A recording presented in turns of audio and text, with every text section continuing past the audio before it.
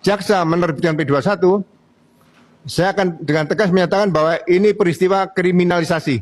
Kalau jaksa menyatakan itu P21, ya saya pernah katakan, saya akan belajar nanti kepada jaksa bagaimana menerbitkan P21 tanpa laporan polisi, tanpa berkas, tanpa ada surat perintah dimulainya penyidikan kembali setelah ada surat perintah penghentian penyidikan.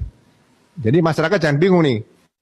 Kalau ada laporan polisi, ada surat perintah dimulai penyidikan, kemudian diproses, terbit surat perintah penghentian penyidikan. Nah, setelah ada surat perintah penghentian penyidikan, apakah bisa diterbitkan baru kembali surat perintah dimulai penyidikan lagi terhadap beberapa tersangka yang belum minta maaf seperti itu. Nah, aturan ini tidak saya temukan dalam KUHP. Ya. Kemudian unsur-unsurnya, ya kan? Unsur-unsurnya apa? Sudah cukup dibuktikan. Pencemaran nama baik ini siapa pelakunya, di mana, modus operandinya seperti apa, motifnya apa dan sebagainya, ini kan dibuktikan. Ya. Jadi sekali lagi jangan sampai kasus yang menimpa Bambang Tri dan Gus Nur terjadi kembali terhadap Roy Suryo dan kawan-kawan. Ya. Jadi sekali lagi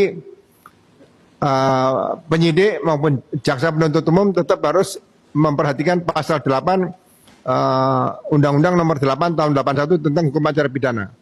Kemudian definisi penyidikan, ya di pasal 1 biasanya dijelaskan definisi penyidikan itu adalah tugas penyidikan dalam rangka mencari dan mengumpulkan bukti atau alat bukti kalau sekarang KUHP yang baru. Dalam rangka membuat terang suatu perkara pidana dan menemukan pelakunya. Yang terakhir itu menemukan pelakunya. Nah, pada saat penyidikan pertama kali itu pelakunya ada 8. Sudah ditemukan 8, kemudian dibuang 3. Nah, membuang pelakunya 3 ini diatur di pasal 1 KUHP juga tidak di pasal 1 KUHP juga tidak ada.